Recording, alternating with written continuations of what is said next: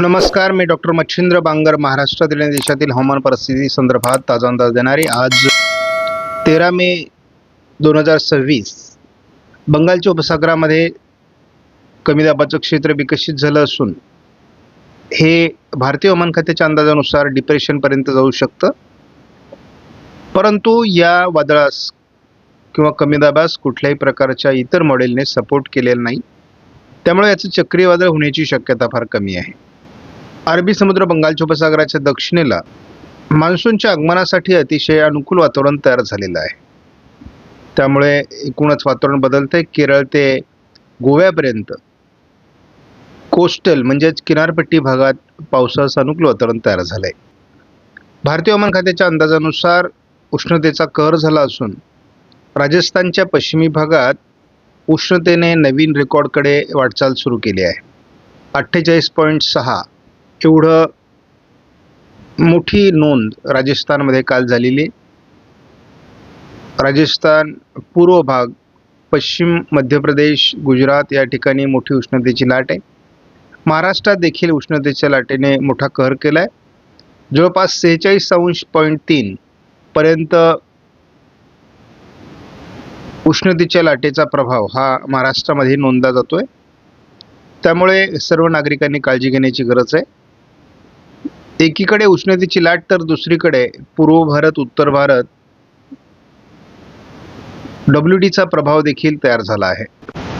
ज्यांनी या चॅनलला सबस्क्राईब केलं नसेल, दररोज व्हिडिओ बघतात, त्यांनी देखील या चॅनलला सबस्क्राईब करायचा प्रयत्न करा की जेणेकरून तुम्हाला दररोजचं नोटिफिकेशन येईल आणि तुम्हाला नवीन अपडेट हवामानाविषयी समजेल. ही उष्णतेची लाट 14 तारखेलाही कायम राहण्याची शक्यता आहे. दक्षिणेकडील, पूर्वेकडील आणि उत्तरेकडील टोकास पावसाचं वातावरण राहणं अपेक्षित आहे. साधारण 15 तारखेपासून उष्णतेच्या लाटेचा प्रभाव काही अंशाने कमी व्हायला सुरुवात होईल. त्याच वेळेस आपण बघतो की कर्नाटक, केरळ भागामध्ये पावसासंदर्भातील ऑरेंज अलर्ट दिला आहे. 16 तारखेला देखील उष्णतेची लाट राजस्थान, मध्य प्रदेश, विदर्भ राहण्याची शक्यता असून बंगालच्या उपसागराच्या किनारपट्टी भागात पावसाच्या हालचाली सुरू होतील. 17 तारखेला संपूर्ण राजस्थान आणि पश्चिमी मध्य प्रदेशमध्ये उष्णतेची लाट राहण्याची शक्यता आहे. ह्या काळात जरी इतर भागात उष्णता दाखवली नसली तरी 40 पार तापमान अनेक राज्यांमध्ये राहणार आहे. मात्र 17 तारखेला विशेष पावसाचं वातावरण दाखवलेलं नाही. काल आपण बघतो पूर्व भारतामध्ये, उत्तर भारतामध्ये आणि दक्षिण भारतामध्ये काही राज्यांमध्ये पावसाचं वातावरण होतं. महाराष्ट्रात मात्र विशेष पावसाची नोंद काल झालेली नाही. मात्र सोलापूर जिल्ह्यामध्ये किरकोळ पावसाच्या घटना घडलेल्या आहेत. ECMW मॉडेलच्या अंदाजानुसार या ठिकाणी बंगालच्या उपसागरामध्ये एक वादळी सिस्टम विकसित होईल असा अंदाज देण्यात आलेला आहे. या वादळी सिस्टम नंतर पुढे अरबी समुद्रातही वादळी सिस्टम तयार होईल. बंगालच्या उपसागरातील सिस्टम म्यानमारकडे जाण्याची शक्यता आहे. साधारण 22, 23, 24 अशा पद्धतीने त्याचा विकास होण्याची शक्यता आहे. आपण या ठिकाणी बघतो की या दोन सिस्टमचा परिणाम भारताच्या बऱ्याच भागात होईल आणि त्याच्यात महाराष्ट्राचाही समावेश असण्याची शक्यता आहे. आपण 25 तारखेपर्यंत याचं अस्तित्व बघतो. 1 जून किंवा 8 जूनच्या दरम्यान आपल्याला ह्या वादळी सिस्टम विकसित होताना दिसतील. बंगालच्या उपसागरातील वादळी सिस्टम ह्या साधारण जूनच्या पहिल्या दुसऱ्या आठवड्यात विकसित होतील असा अंदाज आहे. आत्ता जरी वादळी सिस्टम विकसित होताना अडचणी दिसत असल्या तरी भविष्यामध्ये दोन्ही समुद्रात वादळी सिस्टम विकसित होण्याचा अंदाज कायम आहे. घेतला तर बंगालच्या उपसागरात तयार होणारी सिस्टम ही म्यानमारच्या दिशेने, विरुद्ध दिशेने जाणं अपेक्षित आहे. त्याच दरम्यान केरळच्या दरम्यान किंवा गोव्याच्या दरम्यान एक हलकं चक्राकार स्थितीचं वातावरण तयार होईल आणि त्यामुळे महाराष्ट्रामध्ये घाटमाथ्यावर आणि पश्चिम महाराष्ट्र, दक्षिण कोकणात थोडं पावसाळी वातावरण तयार होणं अपेक्षित आहे. ECMW मॉडेलनुसार किरकोळ पावसाळी परिस्थिती दक्षिण कोकण, पश्चिम महाराष्ट्रात असू शकते.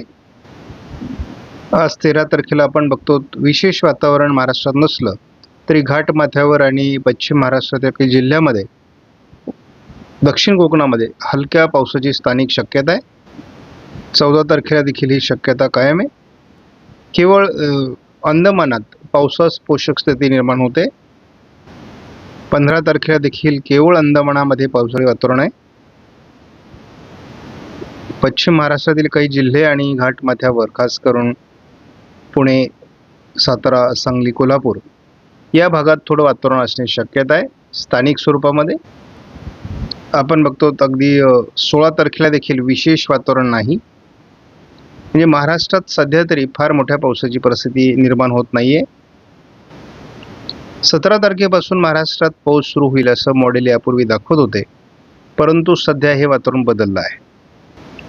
आज महाराष्ट्राच्या दक्षिणेकडून किरकोळ पावसाच्या घटना काही स्थानिक स्वरूपात घडू शकतात. सांगली परिसर असेल, लातूर परिसर असेल, परंतु विशेष वातावरण नाही.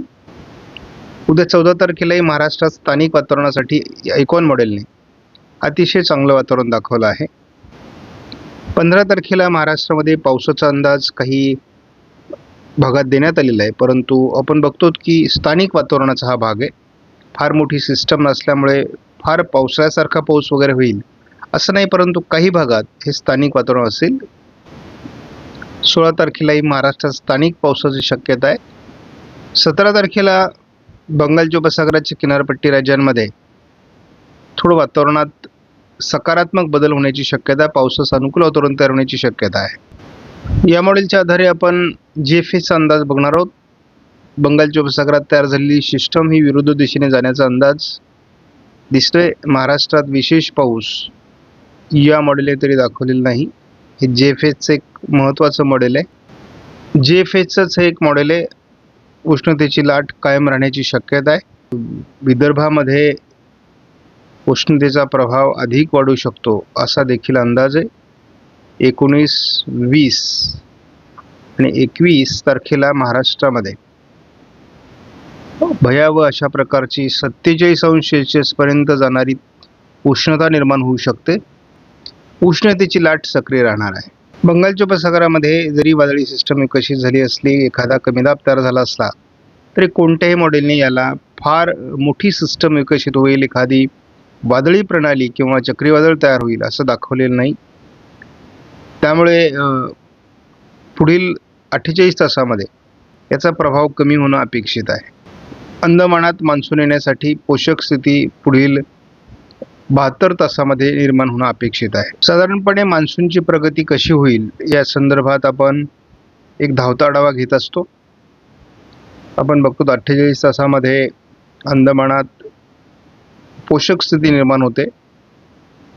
15 तारखेनंतर मान्सून अंदमानात दाखल होणं अपेक्षित आहे. त्यामुळे लवकरच मान्सूनची वाटचाल आपल्याला भारतीय हवामान खात्याकडून दाखवली जाऊ शकते. घेतला तर लातूर, नांदेड, सोलापूरच्या आजूबाजूने, कोकण किनारपट्टी, नाशिकसह काही भागात पावसाचा अंदाज दाखवण्यात आला आहे.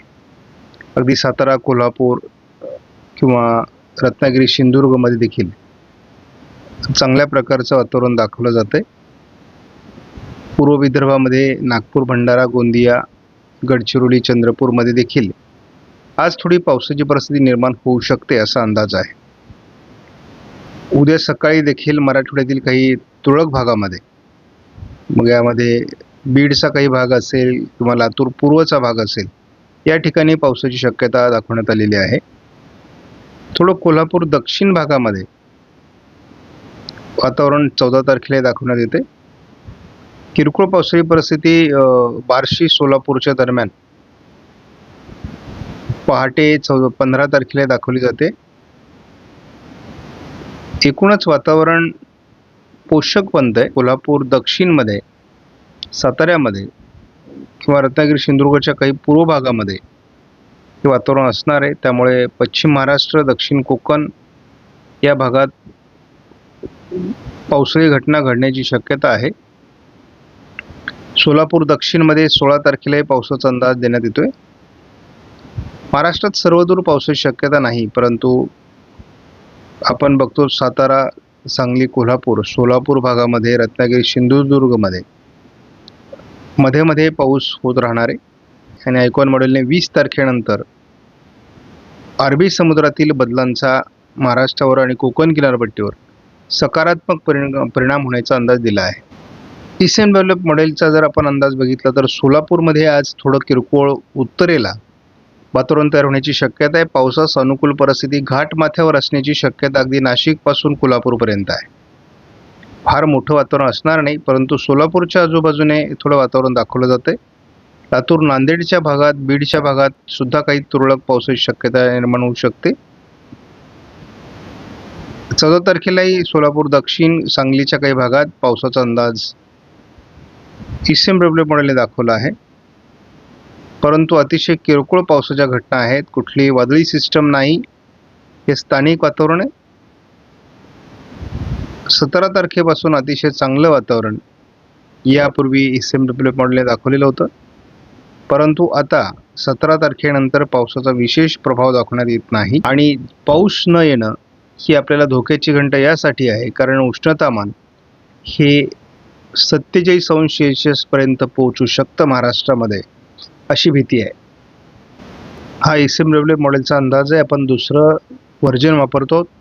घाट माथ्यावर आज पावसाची थोडी शक्यता आणि सोलापूर जिल्ह्यात पावसाची शक्यता आहे. रत्नागिरी सिंधुदुर्गमध्ये थोडं वातावरण असू शकतं.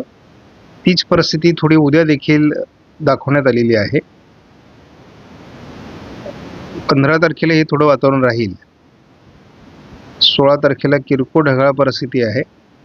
17 नंतर हे वातावरण कमजोर होत आहे आणि पुढे सातत्याने ते कमजोर राहणार आहे. मात्र जर वादळी सिस्टम विकसित झाल्या तर या वातावरणात मोठ्या प्रमाणात बदल होऊन पावसास अनुकूल स्थिती देखील निर्माण होऊ शकते. त्यामुळे दररोजचे अपडेट महत्त्वाचे आहे.